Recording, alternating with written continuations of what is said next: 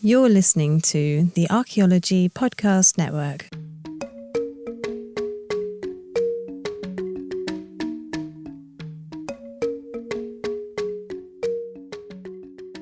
Welcome to episode 101 of A Life in Ruins podcast, where we investigate the careers of those living a life in ruins. I am your host, Connor Johnen, and I am joined by my co-host, David Howe. Carlton is celebrating passing his comp thing? Something. He's out having a good time, so he will not be with us today. But we are lucky to have Dr. Angela Perri here, who's a visiting assistant professor of anthropology at the University of Nevada, Las Vegas. She's a senior archaeologist with PaleoWest and a research associate with the Paleogenomics and Bioarchaeology Research Network at the University of Oxford. She received her undergraduate degree in the Pacific Northwest at Portland State University and her PhD at Durham University in the UK. Dr. Perri studies the relationship between humans and their environments, animal domestication, and the genetic and morphological origins of dogs. Her work has been published in many exceptional academic journals, as well as featured in the New York Times, National Geographic, and the BBC. Thank you so much for joining us today. Sorry, that was a mouthful. Thanks for having me. I mean, some of that is hard to get through. I get it. Yeah, so I think for the audience, I'll just say I met you in Rome, I think was the first time I think I officially met you. Right? Whoa. I totally forgot about that. Yes, I think that is the first time we met. What a random place to meet. Really? Right. Yeah. And like, not a lot of people spoke like English there. I didn't know them. No. So I was like, okay, I want to talk to Angela about my career. That's very terrifying. Also, she's the only other person here that kind of speaks English, so I should probably just talk to her. And True. Yeah, so we had that chat. But yeah. I mean, that was a good conference also. It was. That was a really good conference. One of the coolest things I've ever seen, like passing the mic around, arguing about like dog art in different languages. I mean, a whole conference about dogs. Yeah. It was amazing. Yeah, it was pretty sweet. I also just left to go tour stuff too, half the time. But when in Rome, you know. Oh, good. Good one. Yes. About that. I guess we can just get into it. So, like, were you like a dinosaur kid, like a science kid, or like, did you like worms or something? Yeah. So I'm an only child, and that meant that I had to entertain myself a lot. Luckily, from a pretty young age, my grandma had gotten me a National Geographic subscription. And so, you know, it was like my great joy every month. I would get my National Geographic. I would pull, like, it didn't matter what it was, whatever big poster came in it would go immediately onto the wall. I mean, I read it cover to cover. And I was also deep into Girl Scouts. I mean, I was like on the Girl Scout Council. I was like lifelong Girl Scout. I was very into camping, hiking, outdoors, bugs, just nature, all of it. Also, my grandparents are farmers in Kansas. And so I would spend a lot of the year just like on a farm, just roaming around, finding, you know, ponds of tadpoles and like random cats giving birth in the barn. I mean, just like, you know, random stuff. And so I was just a kid who was into like weird things. And like, I didn't have any older brother or sister to tell me like, what are you doing? Like, so I just was free, you know, just going for it. And yeah, very into National Geographic, very into nature, outdoors, all that kind of stuff. Yeah. So you obviously, you guys, David and you know each other because you're both interested in dogs. Did you have a dog growing up? Is that where you kind of get this love for dogs, I guess? Yeah, you know, when I was born, my parents had a dog already. So I've never known a life without a dog. Always had dogs, always been like a dog person. Like I said, being an only child, like my dog was kind of like, you know, my sibling. And so, yeah, I was always very into dogs. And yeah, then I guess I just found a way to make dogs a career. I got really lucky. Well, yeah, that's awesome. I think a lot, I would say we should probably do data on this, but like 75% of our guests were like, had National Geographic books or magazines and just like read them all the time. Yeah. Or watched the same shows and stuff. But yeah, that's awesome childhood, sounds like. Yeah. I think I've always had a dog too and a cat. But I don't even know. I mean, I can't understand a life without growing up without pets, especially a dog. It's just like, yeah, how what happens? Like how do you entertain an only child, first of all, without a pet? Yeah. If like, I usually just talk to my dog instead of talking to myself. Yeah. So like, I don't know what that would be like with just being an only child and no dog. Exactly. Yeah. Yeah. So you went to, I guess, Portland State. You were living up there too, right?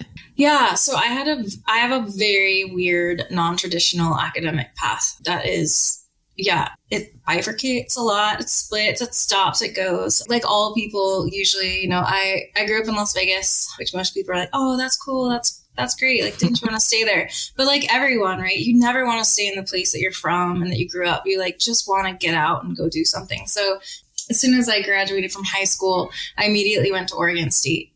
And like everyone who read National Geographic growing up, right? I was convinced I was going to be a marine biologist because that's what you do, right? Of course, we're all going to be marine biologists, and it's going to work at, SeaWorld and whales and dolphins. It's just like, I was going to live the life. So I went to Oregon State. I was enrolled as a biology undergrad, and I was like, here we go. I got, a couple years into my undergrad there, and I just was like, maybe this isn't for me. Like, I'm not really loving it. I don't love school. Like, my biology classes are okay. And I started being like, what am I going to do with an undergrad biology degree? What do you do with an undergrad biology? And I started spiraling. And then I was like, you know what?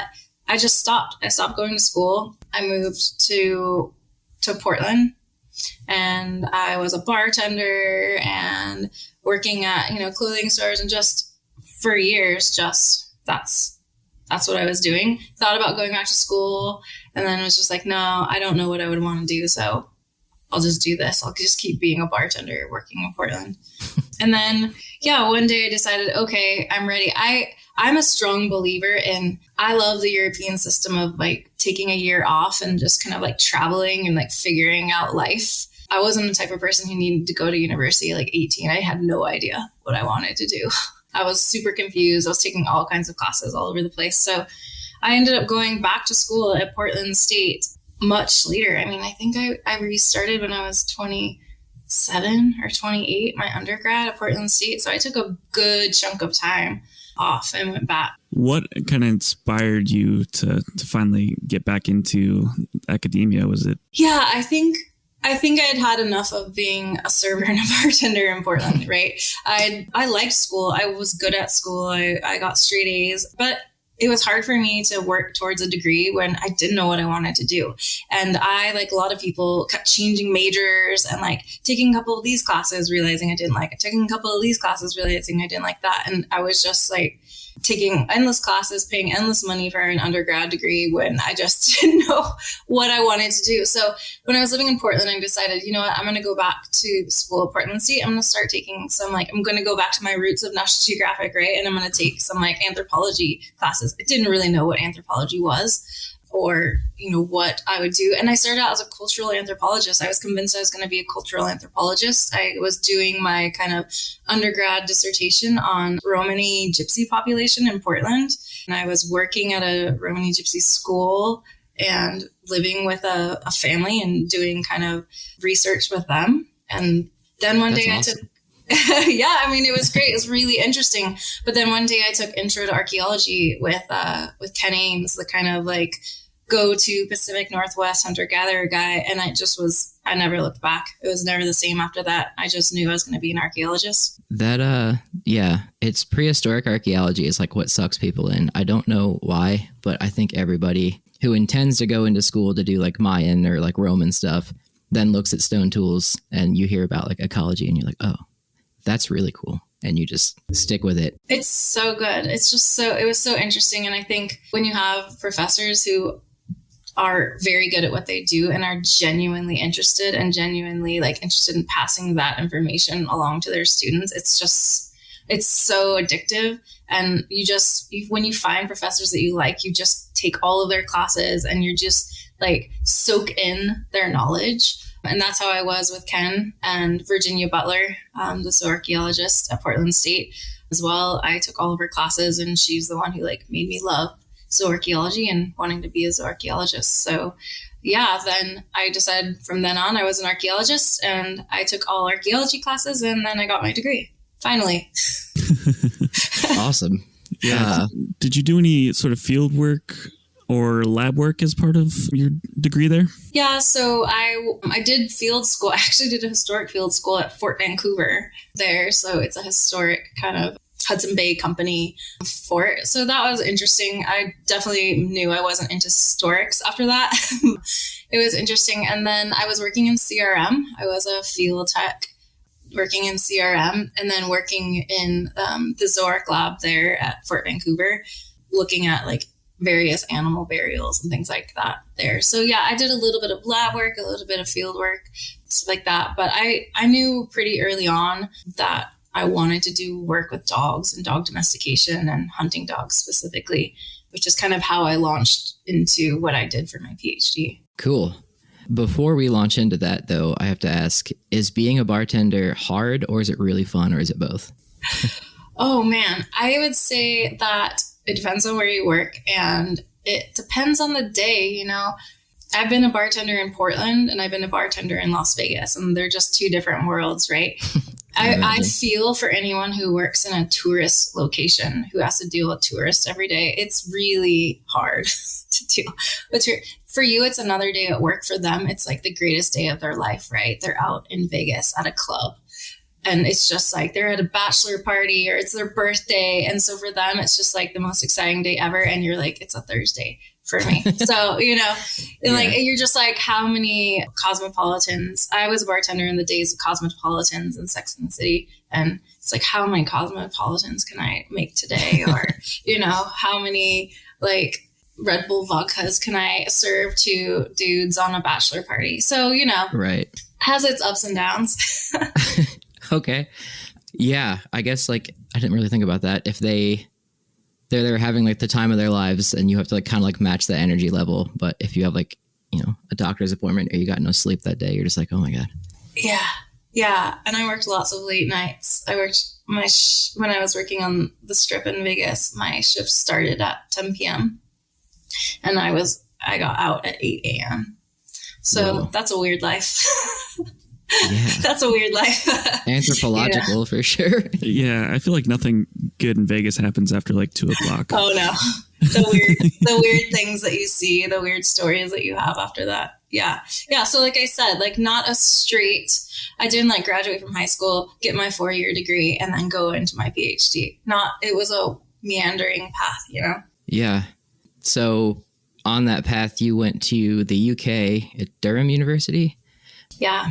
How did that come about, and like why Europe? How did that come about? So like I said, probably unlike a lot of people who start their PhD, I was laser focused on what I wanted to do. Like in those 2 years that I finished my undergrad at Portland State, I became like the model student. I was so focused, so dedicated. Like once I knew what I wanted to do, I was like, okay, I'm zeroing in, I'm getting straight A's. I'm like doing this thing. And it became very clear very early on, like I wanted to go into grad school. Now, I'm a first generation college graduate. No one in my family has a college degree. There's no background in my life to like help me through the obstacle course that is grad school and how that happens and where you go and how you do application. The whole process was like a mystery to me. And so I started with like, who would I want to do work with? Who would I want to find does work that is similar to what I'm interested in and things like that. And at the time, I was so clear about what I wanted to do for a PhD that I was looking specifically for zooarchaeologists who had like a kind of worldwide approach, who had experience in various locations where I was interested in working. And that was very hard to find in the US. I had talked to Pam Crabtree at NYU, but she was very specific in kind of where she worked. And really, you know, everyone pointed me to the same person. And this was someone in the UK, who became my PhD supervisor, Peter Raleigh-Conway. Yeah. So then, you know, having never been to the UK ever in my life, I got on a plane to England, arrived in January in the middle of like the worst snowstorm they'd had in like a decade. And it was immediately like, what have I done? What have I done? Where am I living? I'm in a small village in England in a snowstorm. I'm from Las Vegas. This is a terrible idea. Whoa. Yeah. And then you go to like charge your phone after a long day and it's a different plug and you're like, oh. It's all different. Yeah.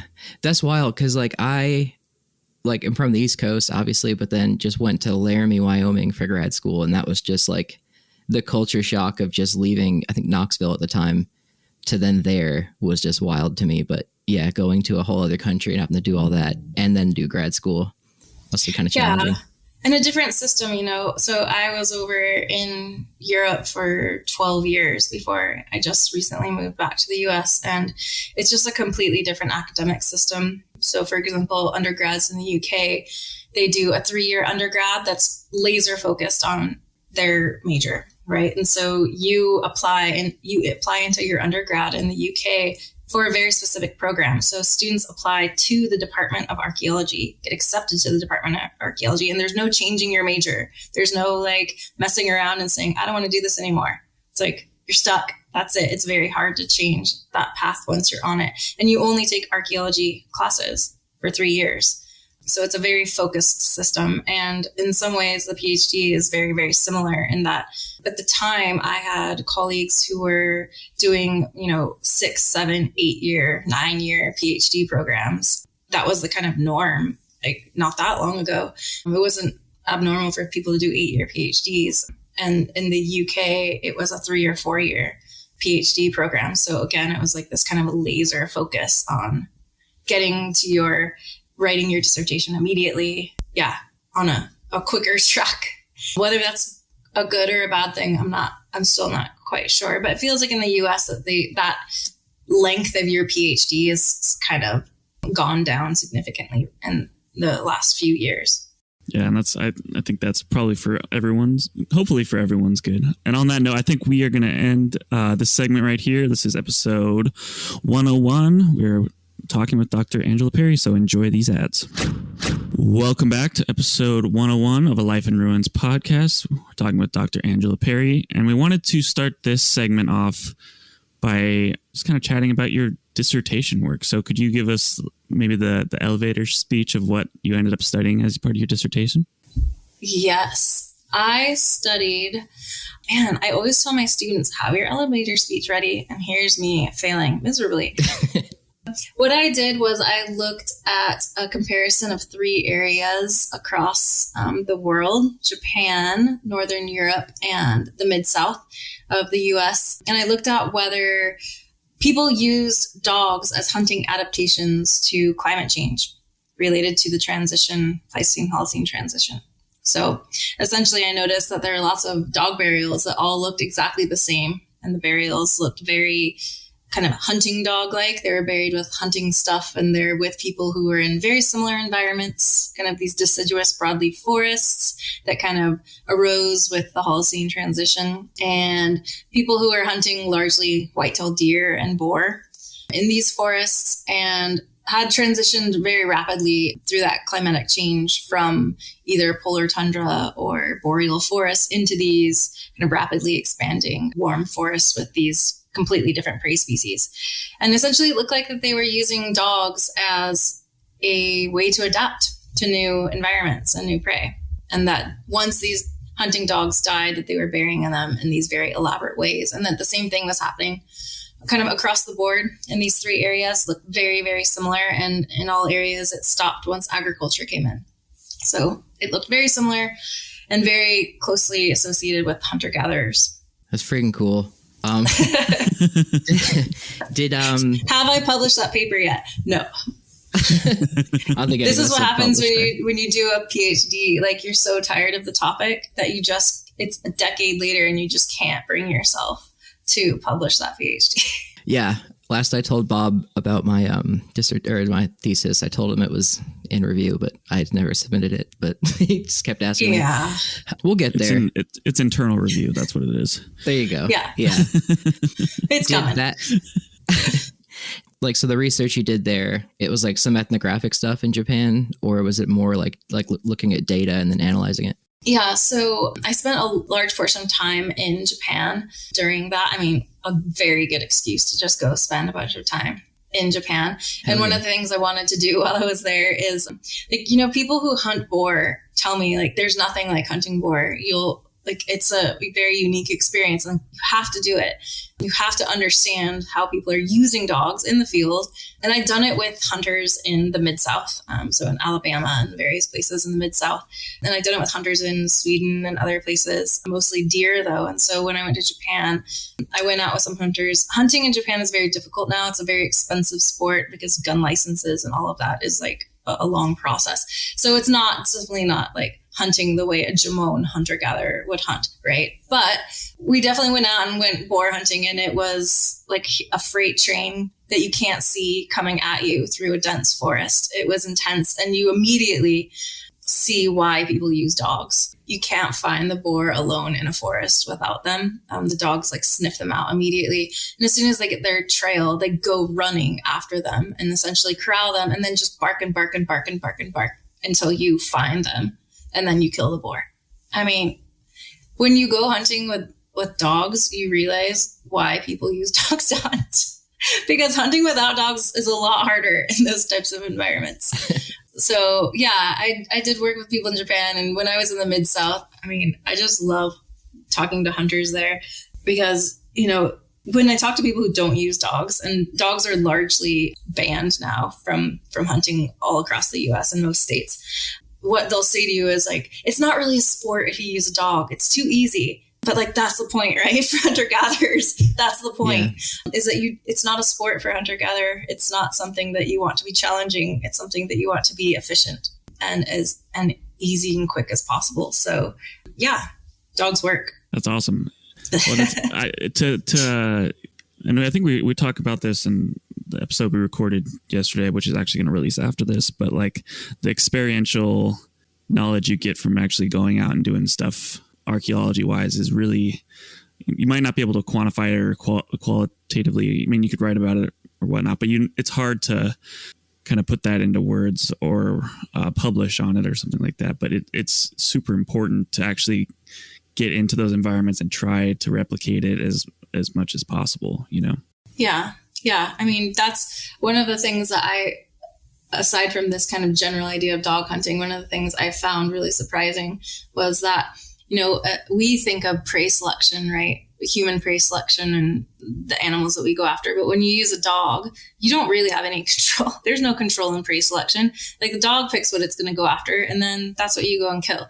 And so when I think through, you know, like faunal records of places where people are using dogs, and I think like, here's our prey choice selection. Oh, here they went after these animals, or they went after this age or this group.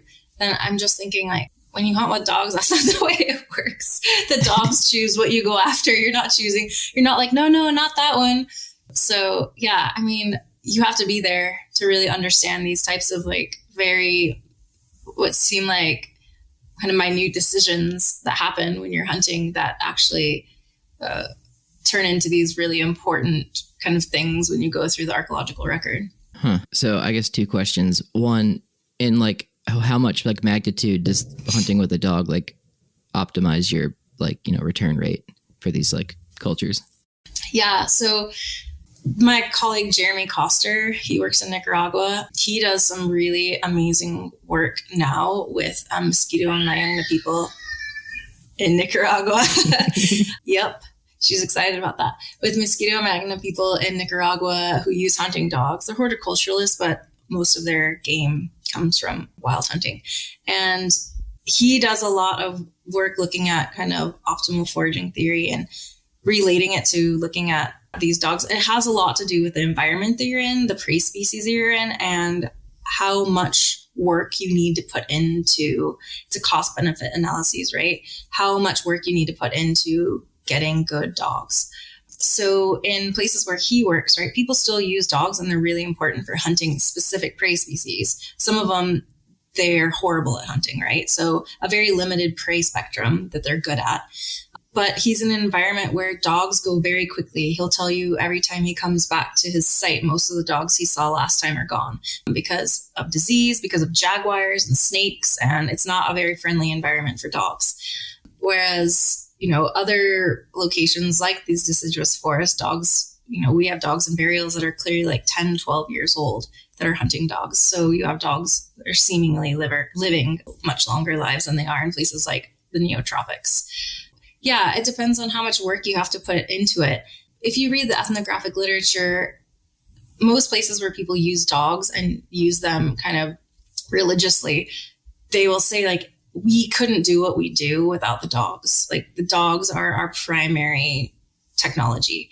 And they are kind of what everything in our economy centers around. Like we really want this nice juicy pig species, but we don't even attempt to hunt that without dogs, because the dogs go out and find it for us. They hold it down so we can kill it. Without dogs, it's really difficult.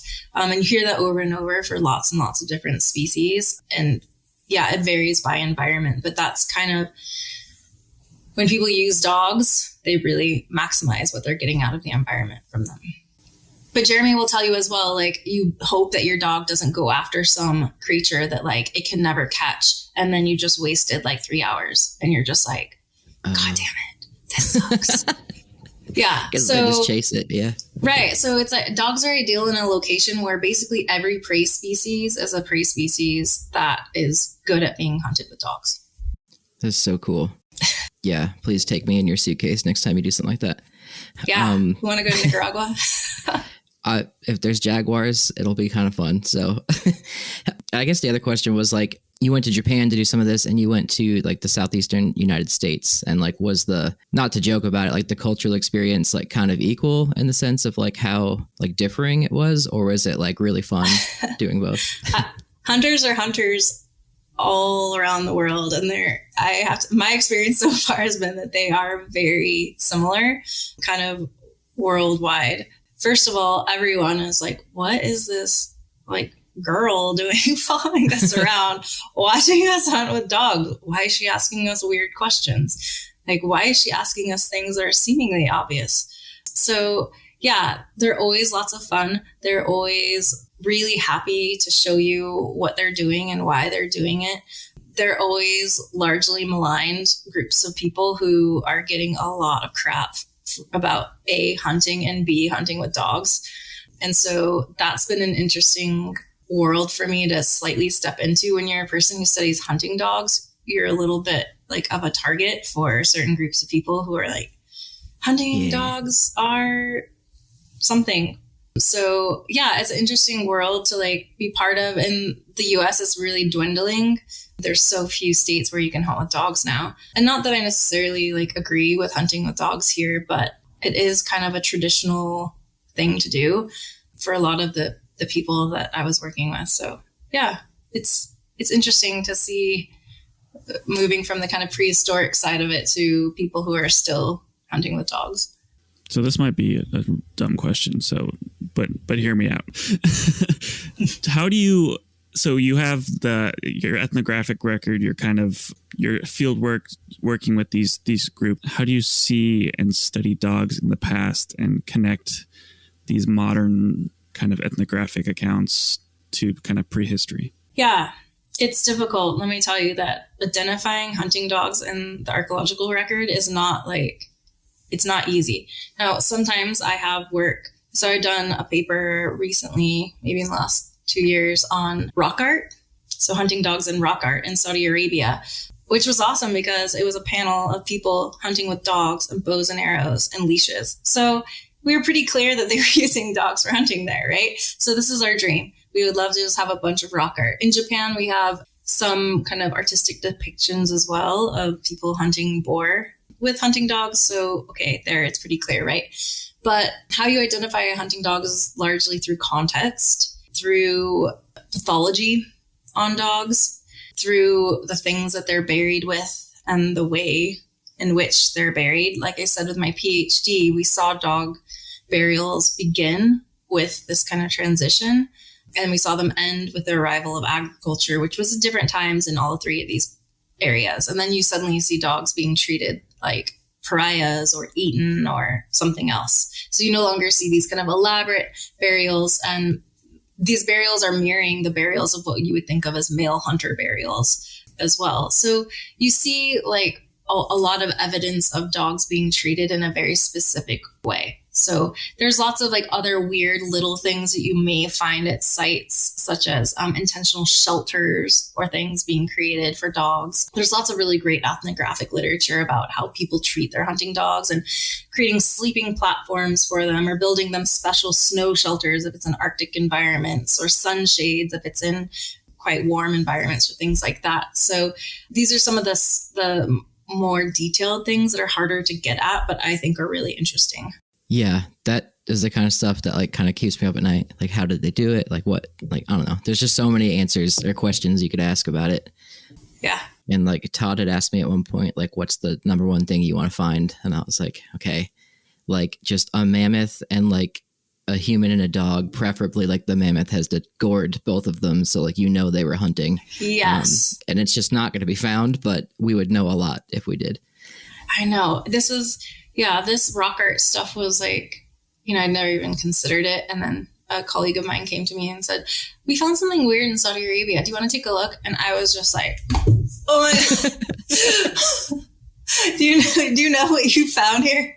This is insane. This is amazing. It's literally groups of dogs on leashes dating to 9,000 years ago with bows and arrows chasing down prey. What? This is like the gold mine. She was like, oh, is it good? I was like, it's great. Yeah. So yeah, it's like a friggin' time machine. That's really cool. Yeah, it was the so Rosetta amazing. Stone for dogs.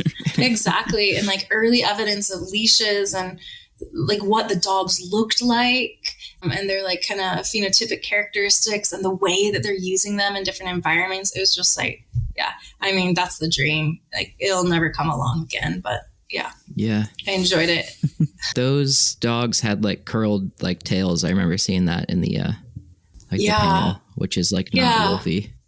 It was really interesting because they look so similar to something that is now the kind of Israeli national dog, the Canaan dog, which interestingly looks like all other kind of primitive dogs that we think of, right? It's very dingo looking, or this mid-size yellowish dog that is what a pariah dog often is considered, like pricked ears, curled tail, kind of a barreled chest, medium-sized tan.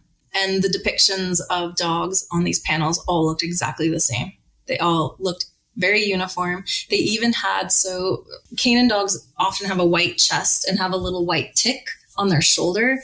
And the dogs in these panels all had like white, some kind of depiction of a chest, like a chest piece of a different color or a different shade or something. I mean, it's rock art, so you can't see, but has a chest, some kind of depiction on the chest. And a lot of them have like something depicted on their shoulder that looks very similar to this like tick, this white kind of line that we see on the Canaan dog. I mean, it was just crazy. So like I said, a once in a lifetime, like never again will you see that. Yeah, that's crazy. Cause I was just painting that the other day, like trying to like make a replica of it. And I was wondering what that little line was. I thought it was like separating their legs, but if that's like supposed to be coloring, that's really cool. Didn't even think of that. Yeah. I think it's depicting like a kind of a different color on the chest and a line, or the tick. We call it the tick. It's a genetic mutation on their side. Huh. Yeah. Look up a Canaan dog. You'll see all of them have this white little mark right there. I'm going to do that right now because we're going to end this session, and in the next one, we'll talk more about your research. Welcome back to episode 101 of a Life in Ruins podcast. I can never remember. We're here with Dr. Angela Perri, and in the interim, we were nerding out about rock art still, and she mentioned that she worked at the Max Planck, is how apparently it's supposed to be said. But like Costco's, there are multiple. Is that right? Yeah. I'll just be American and say Max Planck. And yeah, Max Planck is really an interesting kind of system within Germany. So there are, I think, something like 71 Max Planck Institutes all around Germany. Oh. And every Max Planck Institute focuses on a different kind of theme. And then within that theme, there are various departments. So our Max Planck was the Max Planck for evolutionary anthropology. And then within that, when I started, we had a kind of linguistics department, and we had a genetics department, and then we had a psychology department and the human evolution department, which is what I was in. And then eventually the linguistic department closed, and we got an HBE department that replaced it. So we're all generally tied together with some kind of theme. And then do our kind of separate things within our department. And there was another Max Planck that was, what are they called in Jena, not too far from us, the science of human history or something like that. That's very closely related. They do genetics and archaeology as well. So they opened not that long ago. And we have a kind of close relationship between the two departments, or the two kind of Max Planck Institutes. Cool. Are those really well funded? I feel like I always hear that's like the gold standard. That's where you want to go if you want to do some research, especially any genetics research it seems like it all comes out of that. So like I said, okay, there's many, right? And they have various themes: biology, computational genetics, engineering, like they're just kind of everything. And they are incredibly well funded, partially private funding, and then partially like German taxpayer money goes towards a Max Planck Institute. So, and I from my experience, German people are really proud of the work that's done at the Max Planck Institutes and how kind of prestigious they are.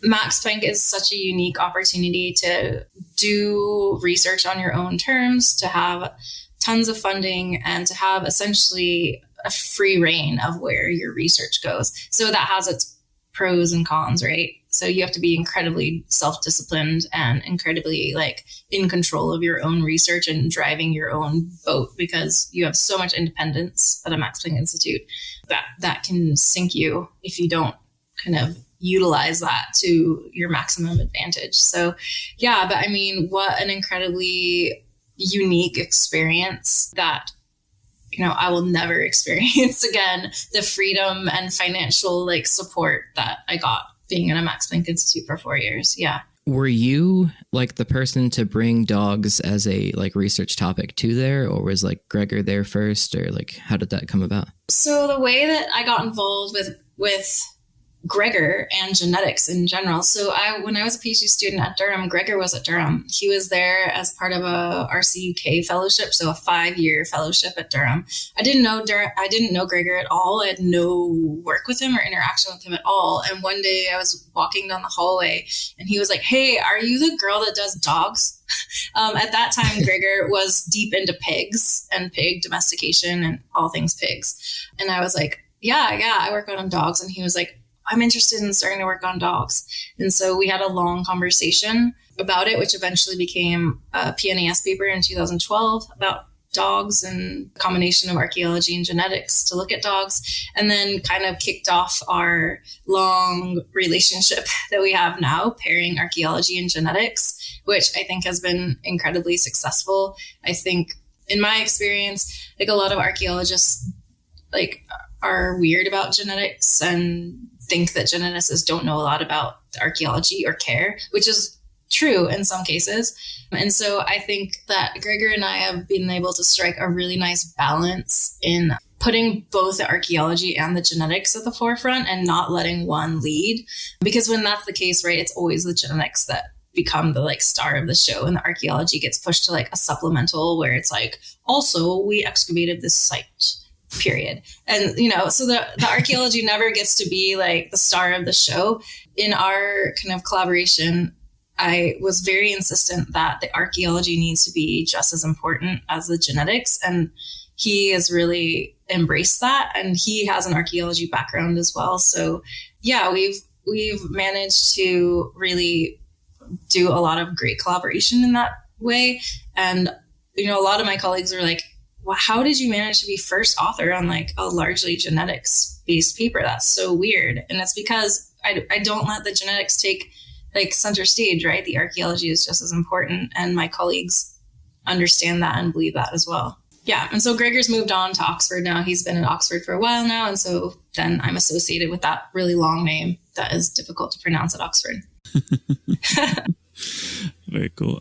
What aspects of genetics are you studying as part of this? So when I first met Gregor, I wasn't really into domestication necessarily. I was very much into just how dogs were used as tools, technology. And Gregor was like, "Oh, I'm really interested in domestication." And I was like, "Okay, yeah, that sounds kind of interesting. I'll give it a go and get in there with you." And so since then, our goal has been the goal of everyone who studies dogs, which is how, when, where, why. The answers which we do not have the answer to any of those things. But yeah, I mean, that's been our goal, right? our real desire would be track down the stock population, which gave rise to dogs, right? And I think with our recent paper in PNAS, we made a pretty good attempt at doing that. It's saying where and when we think dogs were likely domesticated. I'm convinced that dogs are domesticated in Siberia or Beringia and are very closely associated with the peopling of the Americas and ancestral Native American populations, most likely domesticated wolves and then came with them into the Americas. So I'm convinced that that's the story. I find it hard to understand genetically, timing wise, morphologically, how we would get to any other story with domestication of dogs, largely because, bear with me a minute, but we know we have dogs going into the Americas very early. And we know that we have populations who are essentially isolated in Beringia for some period of time during the standstill. And we know that we have none or very little gene flow from human populations into Beringia at this time. After a certain time, it seems to be seemingly kind of cut off after about 24,000 years ago. So how do you get dogs into the Americas by potentially 15,000 years ago or earlier? Who is giving people in Beringia who are eventually peopling the Americas dogs? And when? Is it pre-24,000? We don't have any evidence of dogs being domesticated before that time period. Everything we have prior to that time period, all evidence points to those being wolves. So I'm trying to figure out who got dogs to these people when they're peopling the Americas, early dogs into the Americas. And I can't find an answer outside of them being domesticated in Siberia or Beringia. So that's kind of where we're going with the genetics, is trying to sort this question of when and where and how and why. That is one of the coolest topics ever. Yeah, that's really cool stuff.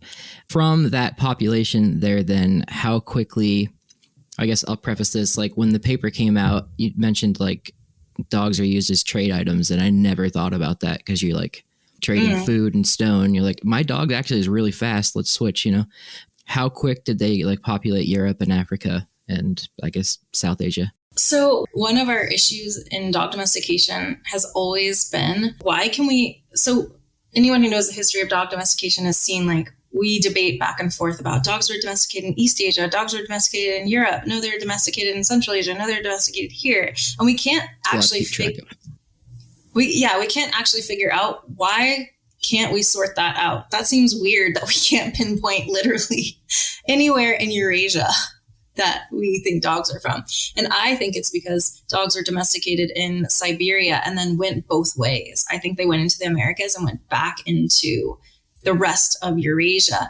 And that what happened is, along the way, they picked up DNA from local wolf populations, from European wolf populations, from East Asian wolf populations, from Central Asian wolf populations. And that makes us think that we have either dual domestication in various places, or no, they're domesticated here, no, they're domesticated here. Well, how can you be right and I be right? That doesn't make sense. And I think we got this one source population and it's funneling very quickly back into the rest of Eurasia. And that's what's making us think that dogs were domesticated in all of these places. So I don't remember what your actual question was, but that's the neither do that's I. Where I went with that. Oh, it was how'd they get to the rest of the world faster? Yeah. Yeah, I think that's how. I think that, right, dogs and trade. Dogs, I very much think of dogs as members of our group, but also technology. I'm very much the dogs are technology person, right? And I think that dogs can both be members of our group and technology. People move around, right? And so dogs move around too. And all ethnographic evidence suggests that good hunting dogs or good sledding dogs or any dog that's good at things is passed on. Its puppies are passed on, that it becomes an important trade item. And I think that dogs are the same, or, two groups come together and their dogs mate, and then that female dog runs off with that group, and then they give birth to a dog that has completely weird genetics because it's half something else, right? And I think that dogs are happy to breed with all sorts of things, including coyotes and wolves and all various types of things. So I wouldn't be surprised at all if dogs are just mating with each other every time they come into contact, and that those puppies are being traded back and forth and right and left. That's really, really interesting. I think it's And I know David gets really excited talking about dogs and Clovis, and I think that's like A little bit. Yeah, I think that's what you would study if you went back and got a PhD, right? Yeah, where are the Clovis dogs? Yeah, that would be, if I found that, I would just pass out and be done. I'd be like, all right, this is it. Where are they? Yeah, I want to go out to La Prairie this year. I told Todd and Maddie, like, if they find a dog, it's over. Like many things. It's over. I was like, I will be there that day. Yeah. So, yeah, that would be amazing. Yeah. I don't know if you heard more about that site right now, but there's like a whole house there and stuff. And like, no, I saw that they were back out there, but I didn't know what the most recent finds were. Channel flakes and like their process and everything. Yeah. Refitting channel flakes, so like broken different parts of the site. So they're really actually finding a ton of artifacts now, because before it was like you're digging through like calcium carbonate and just everything sucks and you're not finding anything. Yeah, but now they've actually found like a lot. They're getting a lot of tools. They're getting a lot of bone. You know, it's kind of wild. It's like the exact opposite of what they've had for every field season before that. Sounds awesome. Let's get the dog. And then we'll just like seal it up. That'll just be the bow. It's in that one quad. Yeah. Yeah. And some undergrad just like hits it with a trowel. Yeah. So for the audience, I guess we get a lot of people that do CRM, a lot of people that are in grad school and aspiring undergrads. What is it like being on such big papers, and like, how do you even go about that, or just papers in general as a PhD student? Yeah. How do you go about being on papers as PhD students? I think that's down to having good supervisors who help you get on papers, help you write your own papers, include you in their research, and make you an important part of the publication process. I think that genuinely for the job market these days, like not having publications is not helpful.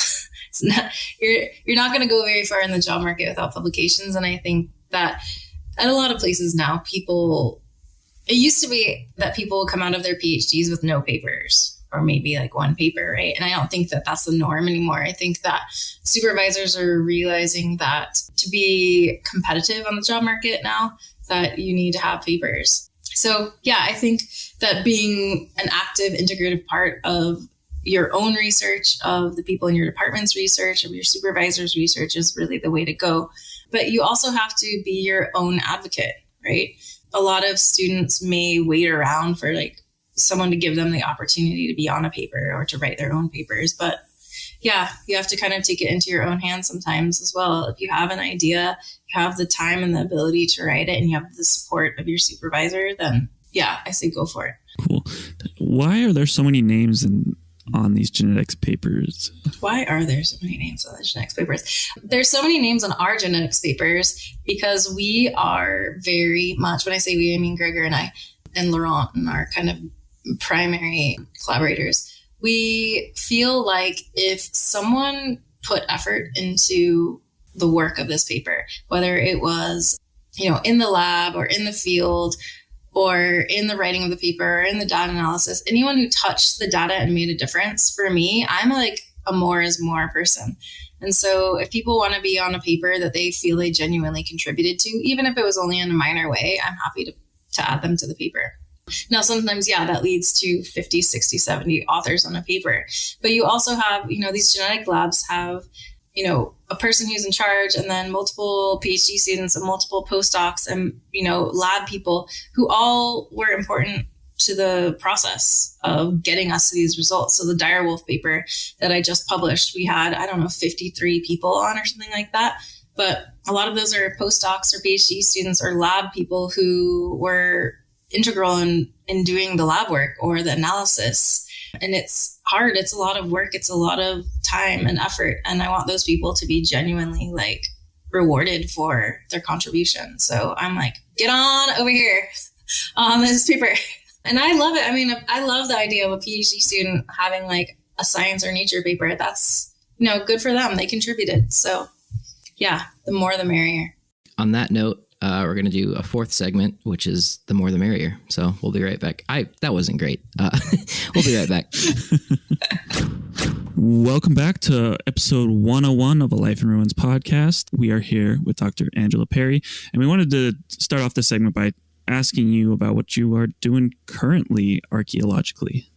So, well, I'll just start this off by saying, like, I'm a huge advocate for mental health and mental health in academia, which is a large problem we have, right? We are led to believe that academia is a monk-like existence to which we shall devote all our time and energy and mental well-being to. And I lived that life for a super long time, and it only led to like a lot of like letdown and a lot of stress. And, so I was right before the pandemic hit, I had a baby and I was on maternity leave, and then the pandemic hit. And yeah, I was living very, very far away from my family and my friends and most of the people I knew who I wanted to be around when I had a baby. And I was locked in the UK. We were really locked in. So we weren't allowed to go anywhere. I wasn't allowed to have like meetings with other people who had babies or any of that stuff. And on top of being on maternity leave in academia during a pandemic, like it just really took a massive toll on my mental health. And I just found myself, like a lot of people I know, like just being like, I want my mommy, like I want my family. I want people I know. I want a place I'm familiar with. And so I decided I wanted to go home. I was ready to like leave Europe. I'd been there for 12 years and it was time to go home. And at that time I got the opportunity to work for the company that I work for now, Paleo West, in Las Vegas, where I'm from. And I just thought it was like it was a leap because I'd been in academia since, my PhD. And I didn't know if I wanted to go into CRM or what that meant or how that would change my research trajectory or my academic trajectory. Did that mean I wasn't academic anymore? All these things. So I came back and I started working for Paleo West CRM, and I'm now the head of the Nevada office here. And basically I run all of our cultural resource work here. So, Nevada is largely BLM. So I do a lot of work with BLM, a lot of work with mining, a lot of work with Park Service and National Forest Service and things like that. And I get to see a different side of archaeology than I was doing in academia. And, I used to think that CRM and academia, like the two shall never meet, that you can't be someone in CRM and in academia. And that's just not true. Probably since I've been in CRM, I've met more academics in CRM, people who are still publishing amazing papers and doing amazing research. And yeah, that world is still really possible. It's just a different side of archaeology. And I have to say, so I work in Nevada, I get to see a lot of amazing Great Basin research, right? A lot of Paleo-Indian and archaic stuff, way more Paleo-Indian and archaic stuff than I would have ever seen in academia. We're excavating archaic sites every single day. And that stuff essentially goes into gray literature most of the time and like disappears unless someone does something with it, which is really my goal with CRM, is to take these like kind of gray literature reports that go off to a client or to BLM and actually put them into some kind of context so that people can see all the amazing things that we're finding in CRM. So yeah, the two can coexist in some kind of positive way if you want it to happen. And I know lots of people now that I'm in CRM who have left academia because they can't handle the mental toll it takes, the expectations that are put onto you when you're in academia, things like that. So yeah, there's a lot of people who think they'll never leave academia, and I see a lot of them in CRM now.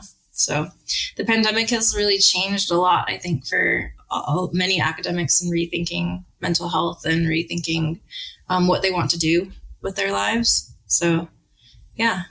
Do you find it very difficult to work in a normal like 8 to 5 job and then also write papers on the side? Or is that myself? I don't publish or anything like that. I don't do a ton of research, but if I was going to do it, I think it would be difficult after working all day to then take that extra time to be like, I need to work on this paper or something like that. Yeah, it is hard, but let me tell you, in academia, when you're teaching, it's also you have an 8 to 5 job. I mean, when I'm teaching, my job is to teach classes and meet with students and prepare materials, and like the amount of time that you often have within academia to actually just sit down and write papers. I mean, this is something I got to do when I worked at Max Planck, and it was just like my time was my own and I did what I wanted and had a purely research-based job, right? But within academia, within the university system, we don't have like a bunch of free time to be writing papers. So you have to pick and choose your time. And, a lot of people are writing papers on weekends and the evenings after their kids go to bed on holiday.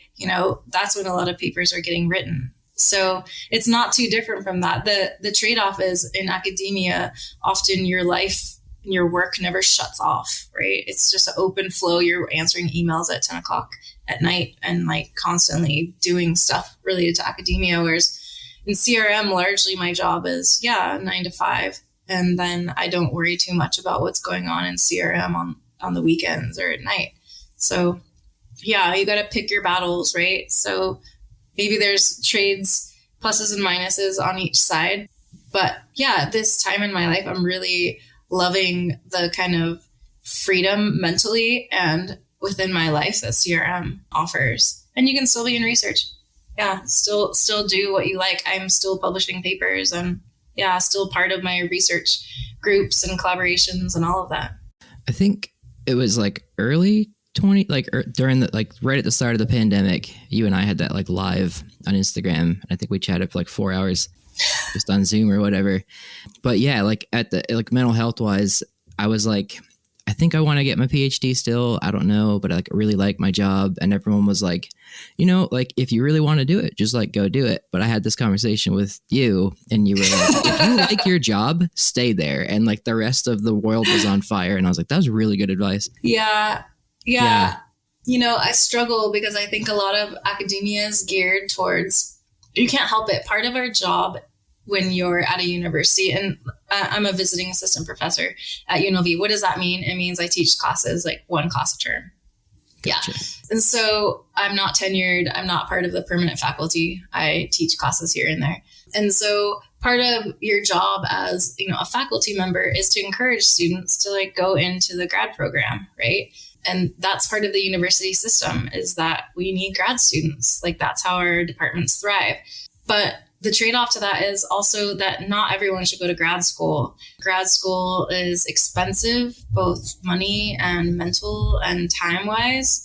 It's a lot of work, and you have to really love it and really want it, and also understand the job market that you're walking into.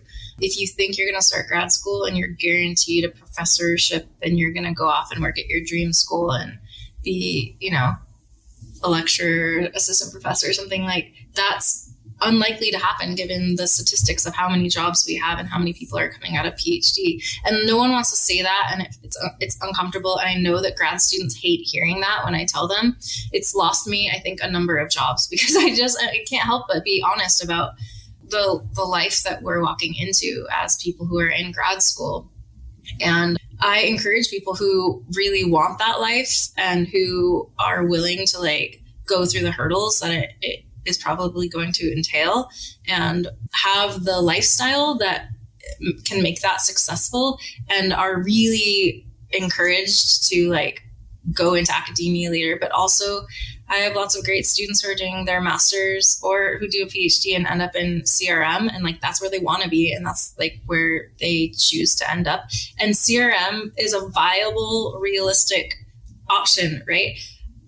Most of my friends who are in CRM or working for the BLM or the Forest Service or the Park Service are making more money, have more freedom, more time, more enjoyment than my colleagues who are in academia. And I think that this idea that we often get in academia, which is CRM is where archaeologists go when they can't hack it in academia, is very unhealthy and not true at all. Everyone I know in CRM are amazing researchers in their own right, are know the area that they work in like the back of their hand, could write a lot of people in academia under the table. Like I said, are making way more money than most of my friends in academia, are much happier and in better mental spaces than my friends in academia. So yeah, I feel lucky to have a foot in like both worlds and to see clearly the pluses and minuses of both worlds.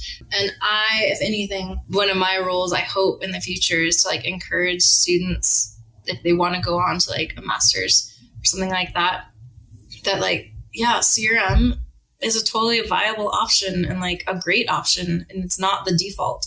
That was really well said, by the way. There's my spiel. I've gone on my long spiel. Yeah. No, when did we live together, Connor? 2015, 2016? Yeah. So we were in our master's second year of it, and there's just a bit me and Connor just both holding pillows and just screaming into the pillows about like, what was it, stats or something? Yeah. I don't remember. But yeah, it's just like there's times like even in your master's like where you're just like, this is so much to deal with, and like everyone's like, oh, like that person's going to get funding, or like I'm not going to find a job after this, and like then you're also like, I'm poor, so yeah, I appreciate you being honest about it. It's hard financially and mentally and emotionally. You know, I've watched so many of my friends go like through mental and emotional ups and downs through their PhD, and the toll it can take on your family and your friends and your personal life and your mental health and all of that is difficult. Yeah, also in the master's, it's really difficult, and it's not for everyone. And if it's not for you, that doesn't mean there's anything wrong with you. It more means there's probably something wrong with the system in academia. So yeah. And I just don't think, not everyone needs to go to grad school. So when people like you are like, oh, should I do my PhD? I'm like, really think about it. Like really, you got to really want that life. And you have to really want the debt, mental debt, financial debt, whatever it is that goes along with sinking that much time and energy into a PhD. It's a lot of work, and you have to have I probably said this to you, like a real path, a real idea of where you want to go after the PhD. And it can't just be like, well, I'm going to get an assistant professorship, because that can't be the one and only plan. Right. Mm-hmm. And so I know lots of people with PhDs who are super successful in, the CRM system or the government system or things like that. So that can also be your plan. I think the most, like, I guess not hard hitting, but I think I remember the most about what you told me was like, if you think about it practically, you have to go take a job wherever you can get it. And like, if you want to study Southeastern archaeology, you want to live in Nashville, you want to live in, Seattle, wherever you want, you're rarely going to get a job in that spot. So like you're going to end up in, Kansas, and like you have to want to live there or you're going to hate it. And I was like, oh man, that's a good point. Yeah. I mean, think about the people that you know who have academic jobs. Like, were they from that university, or did they have close connections to people at that university, or did they work with people at that university? Or, I mean, that's the way it works. Let's take it from me. Don't go and do your PhD in the UK if you think you want to come back to the US, right? Because people are like, you're a European archaeologist. Like, we're not going to hire you in Arizona or Tennessee, or, do you do local archaeology? Is that part of like your repertoire? So it usually ends up that people work and get a job, if they do get a job, at places that they have been working with those people in the local archaeology and have a really deep history with that work. And rightly so. But that's why I told you, if you want to end up in the South, you better go to the South somewhere for your PhD. Or if you want to end up in, the Intermountain West, then you better go to Reno or something like that for your PhD, because that's your best chance of getting a job in that area. Yeah. Well, have I sufficiently crushed any dreams? But also, if you want to do a PhD, go and do a PhD. As a person who is currently contemplating what the next step of my life is, I needed to hear that. So thank you.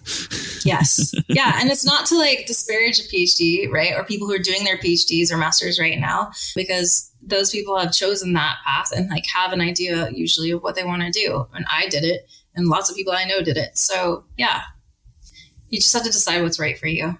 Yeah. And like, we only got a few minutes left now. So if you had, I mean, I guess you've said it now, but like, anything research wise or, life wise, or just, archaeology wise, you would like to tell the world, or like, something about dogs, something about, just be you. I feel like I've really been me. I feel like I really put it out there. Some people are going to listen to this and be like, what the? Yeah. Yeah. We could just leave it at that if you want. Yeah. But. Yeah. I feel like if anyone takes anything from this, I hope they take kind of the real, like, side of archaeology that people don't really talk about all the time.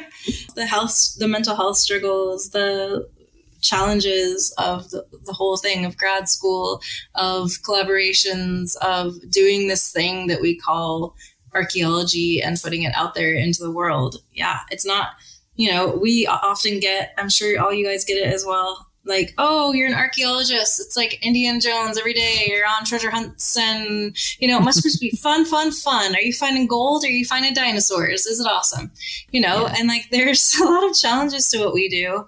No matter what path you take, there's challenges to it. And so, yeah, I hope people who are listening who aren't archaeologists are thinking like, wow, actually, it's like the same struggle I have working like a 9-to-5 job in an office or, working at Pizza Hut or whatever. We got struggles in archaeology too. We're not just living it up with our bullwhip. Yeah. In 1 second or so, what would be your like opinion on like dogs relative to humanity? If you want to answer that. Oh, I've always wanted to ask you. Oh, I just love this quote that's like, be the person your dog thinks you are. That's just what I live by. Your dog just thinks you're the best person in the world. And most of us aren't. We're mostly just like not. And so I just try to like be the person my dog thinks I am every day. When your dog just looks at you like, oh my God, I love you so much. You're so perfect. You're just like, I need to live up to my dog's standards, That's really good point. Awesome. Before we end the show, do you have any couple sources that you would recommend for anyone interested in dog domestication or not getting into academia or whatnot? Yeah, actually, I think YouTube has so many good ones. I love Ed Yong from The Atlantic does like a lot of great stories on our research, and The Atlantic has a lot of great little clips on YouTube about dog domestication based on our stories. There's also a new book out by Jennifer Raff, University of Kansas, called The Origins, like the Genetic History of the Americas. I'm not plugging that because it talks about our dog research, but yeah, it's a good book to talk about kind of origins in the Americas. Another collaborator of mine, Clive Wynn, has a book out called Dog is Love, and he's a canine cognition specialist who works a lot with us on archaeology and genetics. And, it doesn't all have to be like serious academic stuff. Like I love all of the like, why does your dog love you books? And, everything related to like dog cognition and all of that. A Dog's History of the World is another like really good book about kind of the history of the world through the eyes of dogs, like how they were transported by us all around the world and stuff like that. And like, I have to say, like, go back to the original, like White Fang and Call of the Wild, like just go back to some like good Jack London, get yourself like deep into that dog narrative. Yeah. Awesome. And where can our listeners like find you either on social media? I think yours is private, but like, or you can't find me. You can't find me. There's no finding me. I'm like so sadly not integrated into a lot of that stuff. I have a Twitter account. I never post on it. So you can't find me. You can't find me. ResearchGate or like a I have a ResearchGate and academia.edu. Yeah, you can find me there. Cool. We'll put a link to that in the show notes. And because this is a Life in Ruins podcast, we have to ask you a very, very important question. So if you were given the chance again, would you still choose to live a life in ruins? Yes, of course. What else would I do? Awesome. We just interviewed Dr. Angela Perri. You can find her here. We'll put it in the show notes. And guys, please be sure to rate and review the podcast, provide feedback, whatever that, every episode I yell at you guys to do this. Just do it. This was a great episode. I think just head on over, be like, this was a great episode. Hit the, the star button. All you got to do.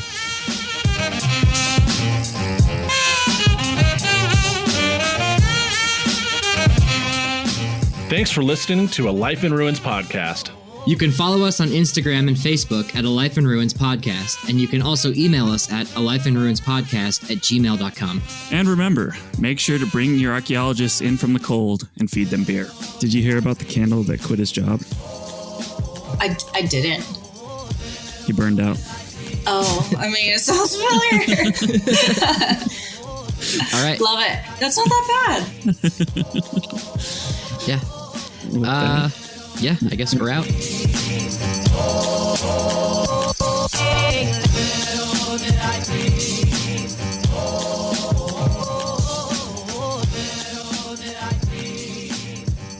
This episode was produced by Chris Webster from his RV traveling the United States, Tristan Boyle in Scotland, DigTech LLC, Culturo Media, and the Archaeology Podcast Network, and was edited by Chris Webster. This has been a presentation of the Archaeology Podcast Network. Visit us on the web for show notes and other podcasts at www.archpodnet.com. Contact us at chris@archaeologypodcastnetwork.com.